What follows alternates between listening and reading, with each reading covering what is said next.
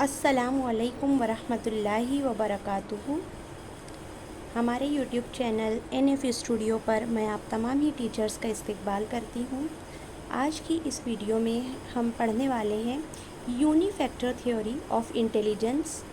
हमने intelligence chapter के कुछ पार्ट आपको पढ़ा चुके हैं और आगे जो है इसकी थ्योरीज़ हमें पढ़नी है। सबसे पहली थ्योरी आज हम पढ़ने वाले हैं, डेट इज़ यूनिफैक्टर थ्योरी। यूनिफैक्टर यानी कि इसमें किसी एक फैक्टर के ऊपर बात की जाएगी। आइए हम देखें कि वो कौन सा फैक्टर है। देखिए, जनरली हम देखते हैं कि कुछ बच्चे ऐसे होते हैं जो हर काम को ठीक ठाक कर लेते हैं, है ना। उनकी हैंड राइटिंग भी अच्छी होती है, उनके बोलने का अंदाज़ भी दुरुस्त होता है, सवालात के जवाबात भी देते हैं। इसके अलावा जो फ़िज़िकल का पीरियड होता है उसमें वो आगे आगे रहते हैं, क्राफ्ट भी वो अच्छा बना लेते हैं। यानी एक बच्चे के अंदर बहुत सारी एबिलिटीज़ होती हैं। तो आइए देखें कि ये थ्योरी हमें क्या समझाना चाह रही है। इस थ्योरी के मुताबिक all the mental abilities of a person, देखिए मेंटल एबिलिटीज़ है ना, यानी कि कॉग्निटिव एबिलिटीज़ भी हम इसे कह सकते हैं। All the mental abilities of a person, किसी भी पर्सन की जितनी भी मेंटल एबिलिटीज़ हैं, these are reduced to a single capacity. ये सारी मेंटल एबिलिटी रिड्यूस होकर, कम होकर, या फिर हम कहेंगे यकजा होकर क्या करती है, reduced to single capacity. Reduced to single capacity, ये सारी यकजा होकर एक सिंगल कैपेसिटी बनाती हैं, या हम कहेंगे कि एक सिंगल एबिलिटी बनाती है, single capacity of general intelligence, है ना, जनरल इंटेलिजेंस। वही बात जैसे मैंने अभी पहले आपको बताया कि कुछ बच्चे ऐसे होते हैं जिनमें तमाम चीज़ें अच्छी होती हैं, है ना। वो ठीक ठाक बोल भी लेते हैं, उनकी हैंड राइटिंग भी अच्छी होती है, वो फ़िज़िकल के भी पीरियड में आगे आगे रहते हैं, और जितने भी पढ़ाई लिखाई के ताल्लुक़ से मामलात हैं उनमें भी वो आगे रहते हैं। तो ऐसे बच्चे जिनमें बहुत सारी मेंटल एबिलिटीज़ है, ये सारी एबिलिटीज़ यकजा होकर उनको एक जनरल इंटेलिजेंस प्रोवाइड करती है, एक आम ज़हानत प्रोवाइड करती है ना। ये इसीलिए इसे यूनिफैक्टर कहा गया है। तमाम जो एबिलिटीज़ हैं वो यकजा होकर, जमा होकर के उस बच्चे में एक फैक्टर बनाती हैं, इसलिए इस थ्योरी को यूनिफैक्टर इंटेलिजेंस थ्योरी कहा गया है। अकॉर्डिंग टू दिस थ्योरी, या फिर हम कहेंगे कि this theory believes that an intelligent person can handle all of the matters of life, है ना। ऑल मैटर्स, ज़िंदगी के जितने भी मामलात हैं, आप अपने आसपास नज़र दौड़ाइए, देखिए कुछ ऐसे पर्सन आपको नज़र आएंगे जो कि तमाम मामलात को बहुत अच्छे तरीके से फेस करते हैं और उन्हें सुलझाने की कोशिश करते हैं, है ना। यानी अगर मैं शॉर्ट में कहूँ तो ऐसे पर्सन जो कि ऑलराउंडर होंगे, जिन्हें हर काम बेहतर तरीके से आता होगा, तो हम कहेंगे कि उनके अंदर यूनिफैक्टर टाइप की इंटेलिजेंस मौजूद है। देखिए, इंटेलिजेंस तो है कई अलग अलग तरीके की, लेकिन वो तमाम यकजा होकर, रिड्यूस होकर एक सिंगल कैपेसिटी ऑफ इंटेलिजेंस बना रही है, जिसे कहा गया है यूनिफैक्टर थ्योरी ऑफ इंटेलिजेंस। तो ये पहली थ्योरी हुई हमारी। मैं समझती हूँ कि आपको ये क्लियर हो गया होगा। आइए अब हम दूसरी थ्योरी की जानिब बढ़ें। जो नेक्स्ट थ्योरी है उसका नाम है two factor theory of intelligence. इस थ्योरी के जो बानी हैं उनका नाम है स्पीयरमैन। स्पीयरमैन ने इसे प्रस्तुत किया था, हम कहेंगे मुतारिफ़ करवाया था, प्रेजेंट किया था स्पीयरमैन। और टू फैक्टर थ्योरी यानी इन्होंने दो फैक्टर बताए। पहला जो फैक्टर है दैट इज़ जनरल एबिलिटी।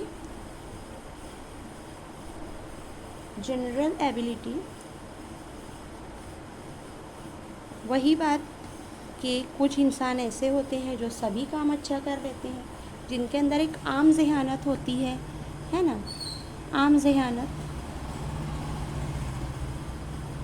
जैसे आग में अगर हम हाथ डालेंगे तो हमारा हाथ जल जाएगा, ये सबको मालूम है, ये एक आम ज़हानत हो गई। ठीक है। बर्फ़ अगर आप सर्दी के मौसम में खाएंगे तो आपको टॉन्सिल का प्रॉब्लम हो सकता है, सर्दी ज़ुकाम हो सकता है, ये एक आम ज़हानत हो गई।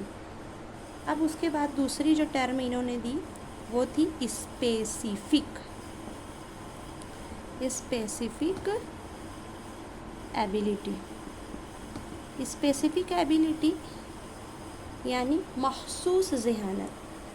कुछ बच्चे ऐसे होते हैं जो किसी ख़ास काम में, मखसूस कामों में अपनी ज़हानत दिखाते हैं।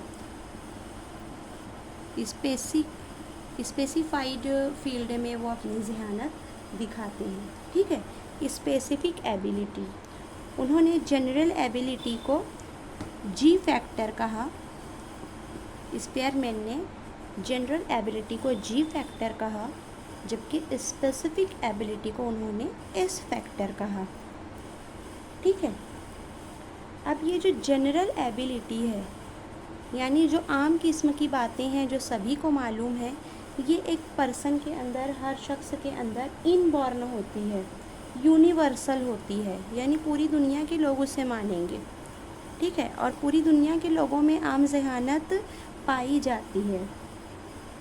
लेकिन स्पेसिफिक टाइप की जो ज़हानत है, जैसे हम देखते हैं कि कुछ मखसूस लोग हैं जो साइंसदान बन गए पढ़ लिख कर, अगर उनके अंदर स्पेसिफिक एबिलिटी ना होती तो वो भी जनरल टाइप के जो इंसान हैं उनमें शामिल हो जाते। उनके अंदर एक स्पेसिफाइड टाइप की ज़हानत थी, एक स्किल थी, जिसकी वजह से उन्होंने रिसर्च करके अपने आप को साइंटिस्ट बना लिया। ठीक है। और जनरल एबिलिटी में ऐसी चीज़ें आएंगी जो बिल्कुल जनरल हैं, जो सब जानते हैं। तो स्पेयरमैन कहते हैं कि अगर किसी इंसान के अंदर जी फैक्टर ज़्यादा है, ठीक है, जी फैक्टर यानी कि किसी इंसान के अंदर अगर जनरल टाइप की जो एबिलिटीज़ हैं या ज़हानत है अगर वो ज़्यादा है तो उसमें स्पेसिफिक एबिलिटी भी ज़्यादा होगी, है ना। देखिए, अगर हम अपना खुद का जायज़ा लें, हमारे अंदर बहुत सारी आम बातें हैं, जैसे हमें पढ़ना पसंद है, ठीक है, हम सुबह सवेरे उठते हैं, जॉगिंग पर जाते हैं, हम 5 वक्त नमाज़ पढ़ते हैं, ये सारी आम चीज़ें हो गई। लेकिन इन सब के अलावा कोई एक यूनिकनेस हमारे अंदर होगी जो किसी दूसरे इंसान में ना हो, है ना। मुख्तलिफ़ सूरत हाल में वो यूनिकनेस हमें समझ में आती है कि मेरे अंदर ये पर्टिकुलर क्वालिटी है। तो जिसके अंदर आम ज़हानत ज़्यादा होगी, समझिए कि उसके अंदर कोई स्पेसिफिक फैक्टर भी ज़रूर है, चाहे वो छुपा हुआ हो, लेकिन वो भी कहीं ना कहीं मौजूद होगा। और जितना जी फैक्टर होगा उतना ही एस फैक्टर भी उसमें होगा। तो इस थ्योरी को और इसीलिए टू फैक्टर थ्योरी कहा गया है। इसमें दो फैक्टर बताए गए, जी फैक्टर एंड एस फैक्टर। मैं समझती हूँ कि ये थ्योरी आपको अच्छे तरीके से क्लियर हो गई होगी। आइए अब हम नेक्स्ट थ्योरी की तरफ बढ़ते हैं।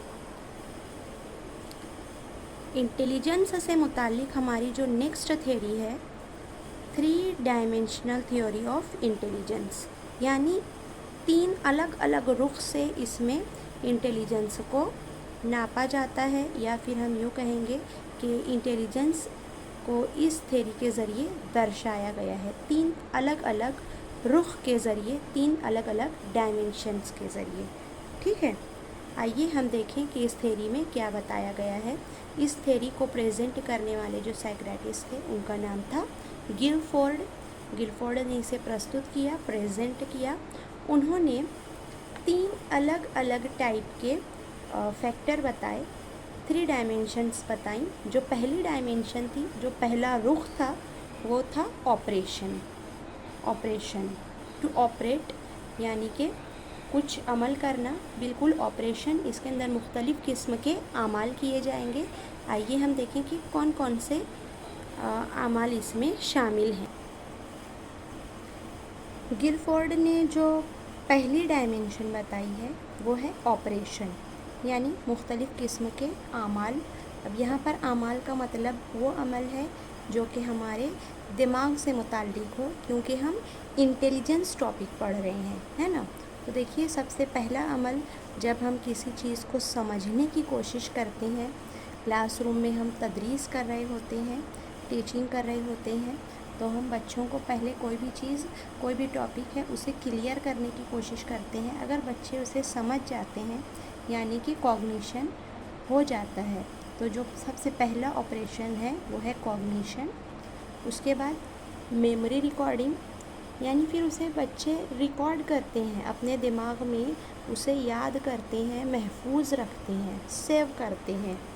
इसके बाद है मेमोरी रिटेंशन, है ना। मेमोरी रिकॉर्डिंग यानी कि उस चीज़ को याद करना, और मेमोरी रिटेंशन यानी उस टॉपिक को बच्चे सेव कर लेते हैं, किसी एक पर्टिकुलर पार्ट में वो सेव हो जाती है ना। अब जब बच्चों ने टॉपिक को समझ लिया, उसे याद कर लिया, उसके मुख्तलिफ़ पॉइंट को याद कर लिया, और वो उनके दिमाग में अच्छे तरीके से महफूज हो गई, उस वक्त डाइवर्जेंट प्रोडक्शन, या फिर हम इसे डाइवर्जेंट थिंकिंग भी कहते हैं। डाइवर्जेंट थिंकिंग यानी किसी सवाल के एक से ज़्यादा जवाबात या सॉल्यूशंस का पता लगाना, ये चीज़ कहलाती है डाइवर्जेंट टाइप की प्रोडक्शन, है ना। देखिए, बच्चे को कोई टॉपिक समझ में आ गया, उसने उसके ख़ास नुकात को याद कर लिया और अपनी मेमोरी में सेव कर लिया। अब वो उस मसले के ऊपर से अलग अलग किस्म के जवाबात अख़ज़ कर सकता है, ये कहलाती है डाइवर्जेंट प्रोडक्शन। या फिर दूसरा है कॉन्वर्जेंट। कॉन्वर्जेंट टाइप का प्रोडक्शन यानी ऐसे मसले जिनका एक मख़सूस जवाब हो, वो कहलाएगा कन्वर्जेंट टाइप की थिंकिंग या कन्वर्जेंट प्रोडक्शन। तो ये इतने आमाल, ये इतने ऑपरेशन गिलफोर्ड ने 3 डायमेंशनल थ्योरी ऑफ इंटेलिजेंस में बताए हैं। आप इसे अच्छे तरीके से याद रखिएगा, आगे हमें इसका काम लगेगा। देखिए, नंबर 1 है cognition, second is memory retention, third is second is memory recording, third is memory retention, then divergent production and convergent. Okay.